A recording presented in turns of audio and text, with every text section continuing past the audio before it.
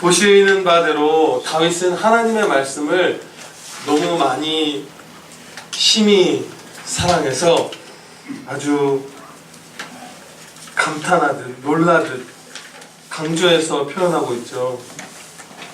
내가 주의 법을 어찌 그리 사랑하는지요. 다윗이 이렇게 하나님의 말씀을 지극히 심히 사랑할 수밖에 없었던 가장 주된 이유는 하나님의 말씀이 우리에게 주 예수 그리스도를 알게 하시기 때문입니다. 네, 그게 가장 큰 이유예요. 하나님의 말씀은 참 하나님이시면서 참 사람으로서 우리를 구원하시기 위하여 우리를 사랑하심으로 우리 대신 십자가에 달려 죽으신 우리 아버지, 우리 구주 예수 그리스도를 우리에게 만나게 해주세요. 믿게 해주시고요. 그래서 다윗은 이 하나님과 예수 그리스도를 알게 하고 그리스도의 사랑과 은혜를 알게 하고 그리스도의 영광을 보게 해주시는 이 하나님의 말씀을 너무나 사랑했던 거예요. 사랑할 수밖에 없었던 거죠. 근데 참으로 이 그리스도 안에 있는 자가 아니면 하나님의 말씀을 기뻐할 수 없는 이유는 하나님의 법, 하나님의 말씀 안에는 죄인들은 영원한 사망의 형벌을 받는다는 하나님의 공의가 드러나 있잖아요. 그런데 하나님의 말씀에 자신을 비추어 보면 정직하게 돌아보았을 때 누구든지 자기가 그 멸망당할 죄인이라는 사실을 시인할 수밖에 없잖아요. 다윗이 그것을 알았음에도 불구하고 특히 여기서 하나님의 말씀을 나타내는 단어 가운데 주의 법을 어찌 그리 사랑하는지요까지라고 말할 수 있는 이유는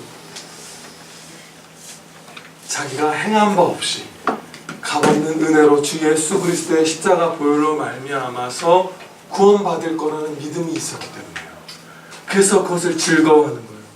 너무나 귀하고 무한히 거룩하고 빛나는 공의, 우리가 갈망하는 그 정의지만 멸망당할 죄인으로서 그 하나님의 정의에 따라 멸망당할 죄인으로서는 하나님의 말씀을 기뻐할 수가 없는데 그리스도로 말미암아 모든 죄를 사함받고 그리스도의 의로 입힘을 받아 의인이라 칭함을 받았기 때문에 다윗이 하나님의 말씀을 내가 얼마나 사랑하는지요 하며 사랑할 수 있었던 거예요. 네. 그러니까 이 사랑함은 그야말로 영원히 우리를 사랑하시는 아버지께 사랑받는 자녀의 담대한 기쁨의 사랑이에요. 네. 절대 버리지 않는 아버지의 그 사랑을 받는 자녀의 그 사랑. 우리의 영혼이 어느 정도 온전해지기만 하여도 하나님의 말씀을 세상 무엇보다도 사랑하게 될 것입니다. 다윗도 완전한 성화를 이루었던 것은 아니잖아요.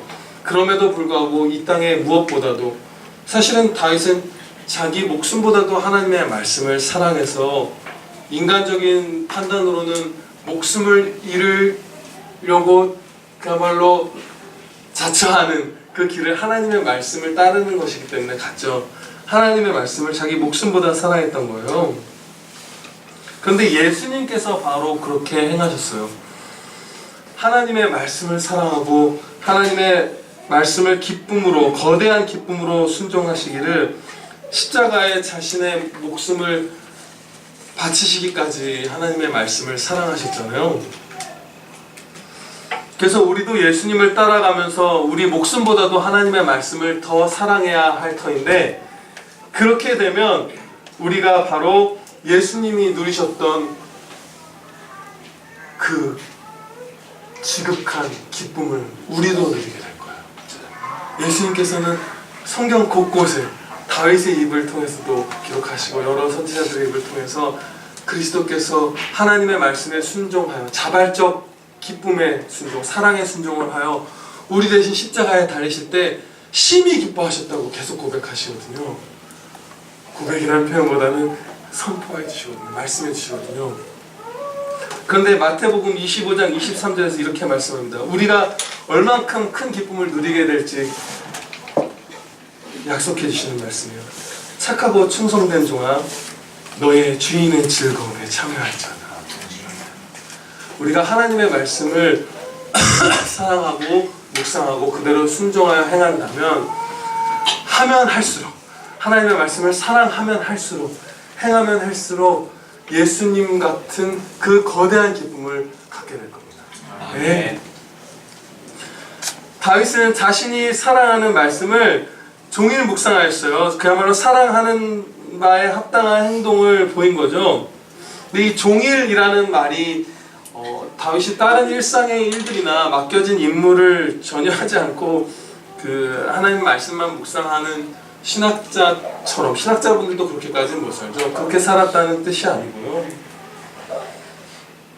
깨어있는 시간 동안 다른 어떤 일보다도 우선적으로, 다른 모든 일보다도 중점적으로 더 선행해서 또 시시때때로 기뻐하면서 틈을 만들어서 하나님의 말씀을 묵상했던 거예요. 그래서 이렇게 살았던 다윗은요 98절 말씀처럼 삶이 변했습니다. 주의 계명들이 항상 나와 함께 하였습니다. 이렇게 고백하죠. 하나님의 말씀이 항상 다윗과 함께 했던 거예요. 그래서 다윗의 삶은 묵상한 말씀을 따라서 앞으로 행할 일들을 행하였고요.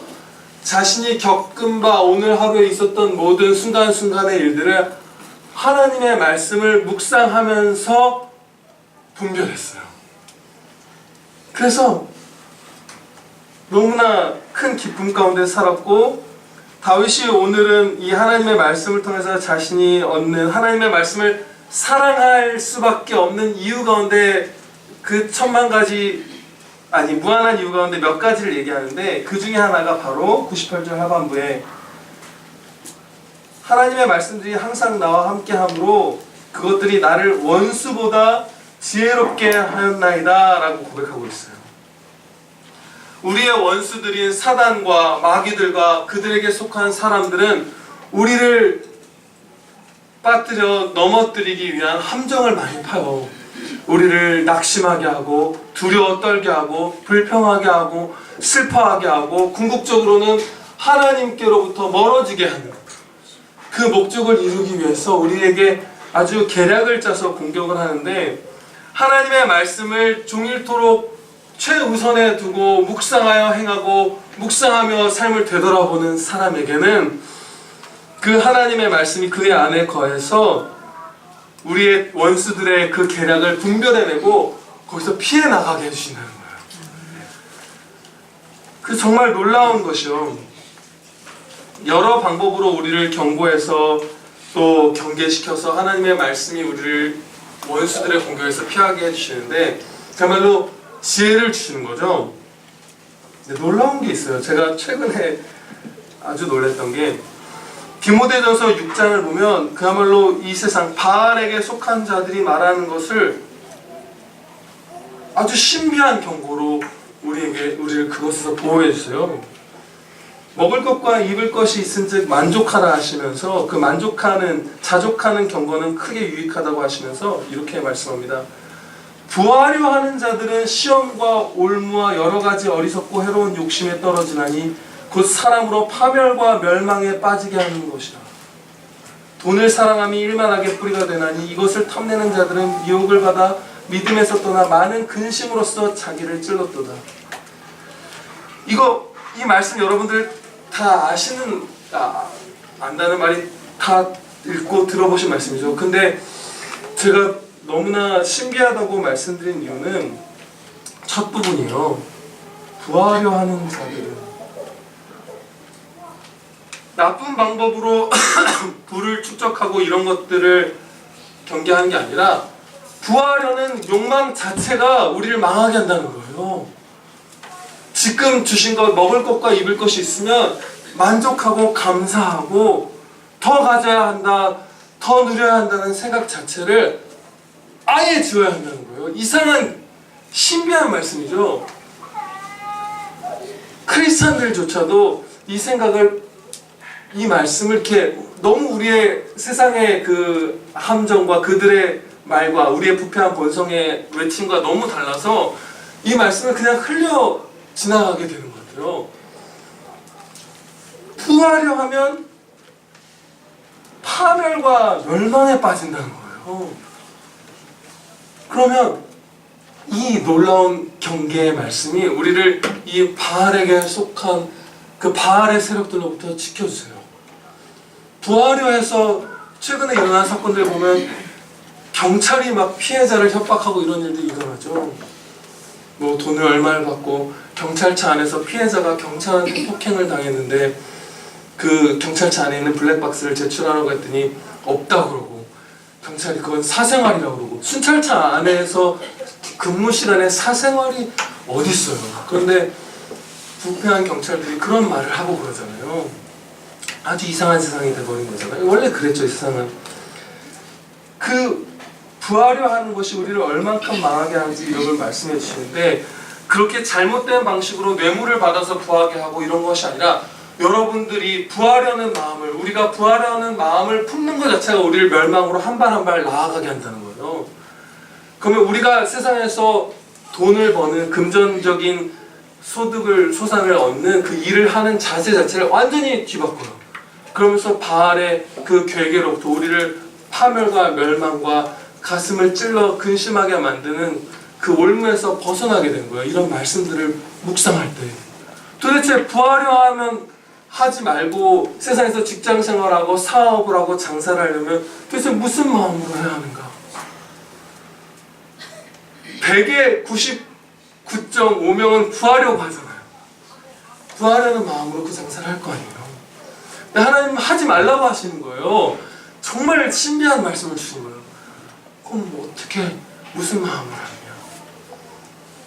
내가 힘써 일하는 것으로 내게 맡겨주신 사람들을 먹이기 위해서, 또 내가 이 열심히 땀 흘려 먹고 얻은 기운으로 하나님께 영광 돌리기 위해서, 그 일 자체로도 하나님을 사랑하고 이웃을 사랑하기 위해서, 내가 차린 가게에서 제공되는 무슨 밥 한 끼가 그 돈으로 이 가락동에서 먹을 수 있는 가장 양심적인 한 끼 식사가 되어서 이웃들에게 기쁨이 될 수 있도록 하기 위해서, 또 그러면 수익을 안 남기고 막 부하면 안 된다는 거 아니에요? 또 하나님의 말씀이 부한 건 전혀 죄가 아니에요. 부자가 돼도 너무 좋아요. 그리고 부자가 되게 해주시기도 해요. 은혜를. 솔로몬 같은 사람들 보면 근데 부하는 걸 목표로 삼으면 안 된다는 거예요. 아주 신비하죠. 그리고 지속적으로 이웃사랑, 하나님 사랑, 이웃사랑을 실천할 수 있기 위해서 수익도 지혜롭게 남기죠. 아주 명철하게. 그러나 부하는 게 목적은 아니에요. 우리는 월급이 하나도 안 오르고 물가는 상승하되 월급은 줄어도 우리는 만족하는 거예요. 먹을 것과 입을 것이 있으면. 근데 먹을 것과 입을 것이 없어지는 성도는 아무도 없어요. 평생 못 보고 우리 천국 갈 거예요. 먹을 것과 입을 것이 사라지는 그 상황을 못 보고 우리는 천국에 갈 거예요. 카타콤에 있었던 성도들도 먹을 게 있었어요. 거기서도 아기를 낳았어요. 엄마가 젖을 물렸어요. 지하 7층, 8층 되는 교회에서도 먹을 것을 공급하셨어요. 살날 만큼. 그러면 우리는 늘 만족하면서 부하려 하지 않으면서 일을 해야 된다. 근데 이게 본문 말씀은 아니죠. 이 말씀을 드린 이유는 뭐냐 하면 이런 놀라운 경계와 지혜의 말씀들로 우리의 삶을 완전히 하나님의 팔로 붙들어주셔서 하나님의 말씀을 묵상할 때 바알의 괴계와 세상의 모든 공격들로부터 우리가 건진받는다는 거예요. 그러면 두려울 게 없어요. 이 사단 마귀들의 세력이 우리에게 힘을 발휘하지 못하는 순간은 딱 하나입니다. 요한일서 2장 14절에서 하나님께서 말씀하시기를 청년들아 너희가 강하고 하나님의 말씀이 너희 안에 거하시며 너희가 흉악한 자를 이겼습니다. 하나님의 말씀이 우리 안에 거한다 할 만큼 하나님의 말씀을 힘써 묵상하고 순종하는 사람에게는 사단의 세력이 힘을 발휘하지 못해요. 그러나 그것을 벗어나면 우리는 온갖 아까 재물에 대한 그 파멸만이 아니라 모든 미움과 거짓과 여러 가지 죄악들이 우리를 다 파멸케 합니다. 99절에서는요 다시 또 놀라운 하나님의 말씀을 사랑할 수밖에 없는 한 가지 이유를 얘기합니다. 내가 주의 증거들을 늘 읊조림으로 나의 명철함이 나의 모든 스승보다 낫습니다. 이 구절 자체가 지혜가 탁월하게 드러난 고백이에요. 이게 정말 이상한 고백이에요, 여러분. 나의 명철함이 나의 모든 스승보다 낫다는 말을 우리 어지간해서는 하지 않는 편이죠. 교만해 보이잖아요, 그렇죠? 우리가 이런 말을 한다고 생각해 보세요. 나의 모든 스승보다 내가 더 명철합니다. 이상한 말이에요. 그런데 다윗은 이 말을 하나님께 혼자 기도로 아는 것만이 아니라 성경으로 기록해서 그 나라의 모든 백성들과 오고 오는 성도들과 믿지 않은 수많은 사람들에게까지 들려지게 했어요. 당대 지식인들은 물론이고 다윗을 직접 가르친 선생님들도 이 고백을 읽었을 가능성이 있잖아요. 얘 봐라, 얘가 뭐라 그러는 거야. 선생님들끼리 모여서 이제 떡을 떼면서, 아니 떡을 뗀다면 뭐 성찬식 같으니까 식사하시면서 다윗이 뭐라고 했는지 봤어. 물론 경건한 선생님들이면 그렇게 안 하셨겠죠. 기뻐하셨겠죠. 오히려 이 제자의 경건함을, 성장을. 그런데 이 이상한 말을 한 게 너무나 지혜로운 행동이에요. 왜냐? 이게 하나님의 말씀의 탁월성을 가장 밝히 드러내는 방법이기 때문입니다. 우리가 다윗에게는 하나도 사심이 없다는 것을 이 시편 119편 전체에서 알 수 있잖아요. 자신을 높이려는 사람이 전혀 아닌 걸 우리가 알잖아요. 그래서 이 말씀을 읽을 때 다윗 진짜 이상하네. 크리스찬들은 이렇게 교만한 거 이 생각을 하는 게 아니라 성령의 조명하심으로 이 말씀을 읽는 모든 자에게 하나님의 말씀의 그 지극히 높은 지혜, 완전한 지혜, 그 영광을 드러내주는 거예요. 네, 놀라운 거예요. 지혜라는 것이 이 99절 말씀 하나만 봐도 하나님의 지혜, 참 지혜라는 것이 인간의 지혜를 아득히 초월해요. 100절 말씀을 보면 주의 법도들을 지킴으로 나의 명철함이 노인보다 나으니이다, 이렇게 다시 고백해요. 여기서는 모든 노인을 또 자기 아래에 두고 있어요. 이것도 정말 위험하다고 생각할 수 있는 말인데 그런 게 아니죠. 아무리 많은 경험과 아무리 많이 축적해온 지식도 하나님의 말씀 앞에서 아무것도 아니라는 거예요. 아멘. 네, 우리가 저도 조심해야 될 나이로 접어들고 이제 마흔을 접어들면 이제 그 중장년층으로 접어들겠죠. 그럼 경험한 게 있을 거 아니에요. 내 경험을 하나님의 말씀 한 구절이 산산조각내도 이거 이상한데 틀렸네 하는 게 아니라 바로 엎드리라는 거예요. 네, 노인들의 그 경험보다 쌓아온 지식보다 하나님의 말씀이 언제나 앞선다는 거예요. 101절에서 이렇게 말씀합니다. 내가 주의 말씀을 지키려고 발을 금하여 모든 악한 길로 가지 아니하였사오며, 자기 발을 금하여서 악한 길로 나아가지 않게 하였다는 말을 볼 때 약간 그 죄로 나아가려는 충동 같은 게 느껴지죠. 다윗의 부패한 본성이 제가 그냥 하나님의 말씀 안에만 머물렀습니다 이렇게 태평하게 얘기한 게 아니라 이 나가려는 발을 막고 있잖아요. 그러니까 아주 치열하게 전투를 한 거예요. 그런데 이 전투를 벌이는 영역을 특정한 하나님의 말씀만 내가 지켜야 되겠다고 한 게 아니라 하나도 빠짐없이 모든 악한 것들은 다 버리려고 했어요. 근데 이게 쉽지가 않더라고요. 우리가 특별히 사랑하는 죄들이 있잖아요. 특별히 사랑하는 죄들은 버리려고 잘 안 해요. 당연히 하나님의 말씀을 성경 말씀을 하나님의 말씀으로 믿는 자는 이 말씀대로 살려고 애쓰겠지라고 우리가 생각하지만 자기가 너무나 좋아하는 죄, 자신에게 가장 애착이 가는 그 죄에 있어서만큼은 그 죄로 나아가려는 발을 거의 제어하지 않죠, 우리가. 근데 다윗은 모든 죄악으로 자신의 영혼이, 자신의 육신이 나아가려고 했을 때 그걸 다 막은 거예요. 이렇게 되면 우리가 정말로 큰 복을 받습니다. 너무나 복된 삶을 사는 거예요. 허탄한 농담이나 말들을 하지 않으려고 조심하면 신성모독을 할 리가 없잖아요. 작은 누룩이 들어와 우리를 다 부패하게 만들잖아요. 정말 이거 별거 아닌 것 같은데 타협했던 것이 자신의 인생의 올무가 되게 되잖아요. 부하려 하는 마음을 품는 것만으로도 파멸과 멸망을 향해 나아가게 되고, 하나님의 자녀라면 그것을 하나님이 시련 가운데 극복하게 해주실 거 아니에요.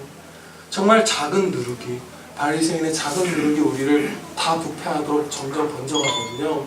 그래서 모든 하나님의 말씀을 다 지키고 모든 죄는 모양이라도 다 버리려고 우리가 할 때에 우리가 복된 길로 나아갑니다. 네. 103절 말씀, 오늘 이 말씀을 특히 여러분들과 나누고 싶었어요. 너무나 행복한 말씀이에요. 주의 말씀의 맛이 내게 어찌 그리 단지요, 내 입에 꿀보다 더 다니이다. 거듭난 자는 성령으로 말미암아 새 생명으로 태어난 성도는 영적인 미각을 갖게 돼요. 이전에 없던. 그래서 하나님의 말씀을 맛보아 달콤하다 느낄 수 있게 되는 거예요. 이것은 모든 인간에게 주어지는 능력은 아니고요, 중생한 진짜 성도, 택함받은 성도에게만 주어지는 그 특별한, 그야말로 영혼의 미각이에요. 영혼의 그 혀가 깨어나는 거죠. 생기는 거예요. 그런데 다윗은 말로 표현할 수 없는 달콤함을 그 영혼으로 맛본 거예요. 영혼의 미각으로. 새 생명의 그 탁월한 미각이 하나님의 말씀을 달콤하다고 절감한 거예요. 그래서 어찌 그리 단지요. 그 달콤함이 이 세상에 꿀로 제일 단 게 꿀이잖아요. 좋으면서 제일 단 거는 꿀이잖아요. 그걸로 비교해도 부족해서 그거보다 더 달고 어찌 그리 단지요. 다윗이 경탄하는 거예요. 그러면서 찬양과 감사를 드리는 거죠. 그런데 여기서 먼저 한 가지 살펴볼 부분은, 다윗은 하나님의 말씀을 구분 없이 모든 말씀이 다 달다고 한 거예요. 어떤 말씀은 좀 쓰게 느껴지거든요, 우리한테. 그런데 그것도 사실 달아요. 사실은 다 단 거예요. 그냥 이 부분에 대해서는 길게 말씀을 안 드릴게요. 그냥 다 달구나, 내가 쓰다고 느끼면 이거 내가 뭔가 지금 섞고 있구나, 주여 내 영혼의 미각을 다시 일깨워 주시옵소서 라고 기도하면 그게 얼마나 단지 여러분들 다 우리에게 하나님께서 알게 해주실 겁니다. 네. 오늘 또 한 가지 이 103절 말씀에서 특히 집중해서 살펴보고 싶은 부분은요, 우리가 육신의 입으로 무엇을 먹으면요 보통 꿀을 먹는다 그러면 입에 아무것도 없는 상태에서 꿀을 넣어서 먹죠. 그래서 꿀의 단맛을 흠뻑 느껴요. 근데 만약에 우리 입안에 쓴 것이 있고 부패하여 썩은 것이 있고 악취나는 것이 들어있을 때 꿀을 퍼서 넣는다고 생각해보세요. 제가 생각하다가 좀 먹어볼까 하다가 그냥 아기를 키우는 그 덕으로 안 먹어보고 고생을 안 하고 알았어요. 어린아이들 약 먹어보면 역하잖아요. 그 쓴 맛을 가리기 위해서 막 시럽 잔뜩 넣은 그 약 먹으면, 여러분들 어릴 때 기억나시나요? 혹시 집사님들 어릴 때는 그런 약도 없으셨나요? 저 어릴 때만 해도 이미 그 색소와 시럽을 넣은 약이 보편화되어 있었는데 그거 먹다가 토할 뻔한 적 여러 번 있거든요. 그 쓰면서 막 역한 그 달맛, 오히려 안 달게 해주지라는 생각할 때도 있었어요. 쓴 거는 참을 만한데 물 확 먹으면 사라지는데 그 끈적한 역한 단맛이, 쓰고 단맛이 남잖아요. 그런데 입으로 꿀을 먹을 때는 입안에 아무것도 없이 꿀만 넣지만, 우리의 영혼이 하나님의 말씀을 먹을 때에는 이 땅에서의 삶에서 겪는 쓰디쓴 일들이 있어요. 우리 안에 부패한 썩은 것들이 있어요. 사단 마귀들의 지독히 쓰고 쓰디쓴 공격이 있어요. 그 상태에서 하나님의 말씀을 먹는 거예요. 그러면 혹시 우리의 이렇게 정말 답니다. 너무나 좋습니다라고 고백하는 게 우리의 영혼이 맛을 느끼는 방식이 단맛이 들어오면 영혼의 단맛이 들어오면 딴 맛은 다 잊어서 그렇게 되는 것인가? 이 메커니즘이 우리 입에 쓴맛이 있어도 단 게 들어오면 쓴맛을 아예 못 느끼는 구조인 것처럼 우리의 혀가 혹시 우리의 영혼이 하나님의 말씀의 단맛 어떤 단맛이 오면 쓴맛은 하나도 못 느끼게 되는 존재라서 다윗이 이토록 하나님의 말씀이 꿀보다 더 달다고 하는 건가? 그게 아니에요. 생각을 해보면요, 여러분들 뭐 슬플 때 극장 같은 데 가보셨나요? 제 기억이 하나 나는 게 있는데 무슨 영화인지는 모르겠는데 우울하고 슬플 때는요 극장에 가서 재밌는 영화를 보고 우와 하고 막 웃고 하다가도 영혼이 마치 이렇게 그야말로 물에 잠겨있는 것처럼 이렇게 그 슬픔이 근간에 계속 이제 동시에 느끼죠. 세상에서 기쁨이라고 말하는 것들은 만족이라고 말하는 것들, 쾌락이라고 말하는 것들은 결코 다른 쓴맛을 가리지 못하고 뒤섞여서 때로 조금 위안을 주거나 아니면 막 역해지거나 난리법석이 나요. 우리의 영혼 안에서. 그쵸? 무슨 맛있는 것을 먹는다고 해도 무슨 즐거운 것을 한다고 해도 제가 옛날에 그토록 좋아했던 오토바이를 타고 그 하나님이 만드신 탁 트인 자연으로 갈 때도 조금만 다른 무슨 근심이 있으면 돌아갈까 재미없다. 그렇습니다. 그렇게 우리의 영혼이 그렇게 단순한 게 아니에요. 오히려 육신의 미각보다 더 민감하게 온갖 감정들, 온갖 기분들, 온갖 영혼에 오는 자극들을 빛과 어둠을 순식간에 다 느끼죠. 막 슬프면서 위축되면서 잘난 척하면서 두려우면서 담대하면서 이게 한꺼번에 오잖아요. 그런데 지금 다윗이 하나님의 말씀을 묵상하고 행할 때 묵상하고 행하는 자예요. 지금 99절에서는 묵상하고 있고 늘 읊조림으로 100절에서는 법도들을 지킨다고 했어요. 말씀을 듣고 읽는 자가 아니라 듣고 읽은 다음에 묵상하고 행하는 자예요. 그때 하나님의 말씀이 그야말로 순도 100%의 꿀보다도 더 단 완전한 단맛을 내 영혼에 주시는 이유는 하나님의 말씀을 성령의 조명하신 가운데 우리가 깨달을 때 모든 부패함과 사단 마귀들의 공격과 모든 어둠과 슬픔들과 그 모든 것들을 하나님께서 다 말씀으로 이기시기 때문이에요. 아멘. 네. 그런 거예요. 104절 말씀 마지막으로 살펴보겠습니다. 모든 거짓 행위를 미워하나이다 이렇게 다시 고백하죠. 그런데 이 거짓 행위를 분별하고 미워할 수 있게 된 이유가 주의 법도들로 말미암아 내가 명철하게 되어서 그렇기 때문에 모든 거짓 행위를 이제 미워하게 됐습니다 이렇게 말하는 거예요. 하나님의 말씀을 통해서 그야말로 참 지혜를 갖기 전까지는 무엇이 악인지도 모르고 죄악을 미워할 수조차 없는 그 전적인 부패한 상태에 우리가 있다는 거예요. 그러나 하나님의 말씀으로 주 예수 그리스도를 영접하고 성령님의 가르침을 받는 이 자들에게는 그 악을 분별하게 하시고 모든 죄악을 모든 거짓 행위를 다 미워하게 해주세요. 모든 거짓 행위라 하면 거짓이라는 게 어떤 죄 가운데 특정한 것만을 얘기하는 게 아니라 모든 죄는 다 거짓이에요. 사단이 거짓의 아비죠. 모든 죄는 다 거짓이 들어있어요. 그래서 사실은 거짓을 더 중점적으로 다윗이 하나님께서 말씀하시지만 그야말로 모든 죄를 다 미워했다는 거예요. 성령의 역사하신 가운데 하나님의 말씀을 배워서. 그런데 악인들은요 악인들도 어떤 죄는 좀 미워하고 피해요. 예수님을 믿지 않는 분들도 자신에게 불명예를 가져오는 죄라든지 자신이 양심에 특별히 혐오감을 느끼는 죄라든지 아니면 뭐 불이익을 초래하는 죄악들 이런 것들은 싫어해요. 그래서 그분들도 제법 죄를 삼가고 제법 죽이고 하죠. 그러나 모든 거짓 행위를 미워하는 자리에 설 수 있는 사람은 그리스도인밖에 없습니다. 너무나 복합니다.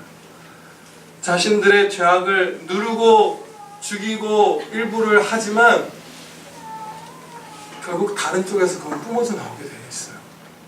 그것은 인간의 의지로는 죄악을 맞서 이길 수가 없거든요. 그래서 여러분들이 하나님의 말씀을 읽고 듣고 묵상하고 행하기 전에는 그렇게 하지 않고서는, 그렇게 하면 하나님의 능력으로 성령의 검으로 죄악을 이기게 되는 거잖아요. 그 방법이 아니고 여러분이 의지로 여러분의 죄악을 쳐서 이기려고 하면 백전백패하십니다. 금욕주의가 다 실패했던 이유가 그거예요. 인간 의지로서 죄를 짓눌러서 밟아 죽이는 것은 불가능해요. 한 번도 인류가 성공한 적이 없어요. 그리고 내가 일부 죄악들을 겉으로 보이기에 금욕적으로 죽였다는 이유만으로 하나님 앞에서 목이 곧아지죠. 내 의를 그래서하고, 사실은 마음속은 썩어 있음에도 불구하고 내가 이런 행위를 안 했나이다, 내가 남을 한 번도 저울을 속인 적이 없나이다, 때린 적이 없나이다, 이런 것들도 높아지죠. 그러면서 그야말로 또 다른 방면에서 비참한 실패를 하는 거예요. 그러면 죄는 어떻게 이겨야 하는가? 물론 아까 말씀드린 바대로 하나님의 말씀을 듣고 묵상하고 행하는 것인데, 여기 보면 이 시편 119편의 97절부터 104절까지의 이 13부라고 할 수 있죠. 13번째 부분을 보면 첫 절인 97절과 마지막 절인 104절이 그야말로 우리의 감정을 나타내는 말로 시작되고 끝나요. 내가 주의 법을 어찌 그리 사랑하는지요. 그리고 마지막은 그 모든 거짓 행위를 미워하나이다.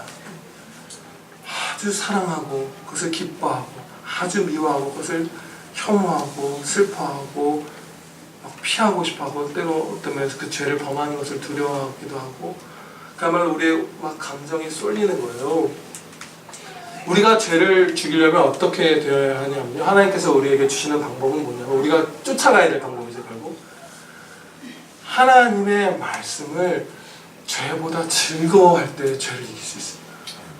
네. 하나님의 말씀 가운데 놀라운 것을 보게 해달라고 기도하세요. 하나님의 말씀 가운데 그리스도의 영광을 배웠고, 하나님을 더욱 알고 그리스도를 더욱 알고 이 진리의 가치를 알고 단맛을 느끼게 해달라고 간구하세요. 그러면 죄악을 이길 힘이 생겨요. 죄는 우리한테 만족과 쾌락을 약속하잖아요. 가짜로 약속하잖아요. 너 이거 해봐, 그럼 네가 만족스러울 거야.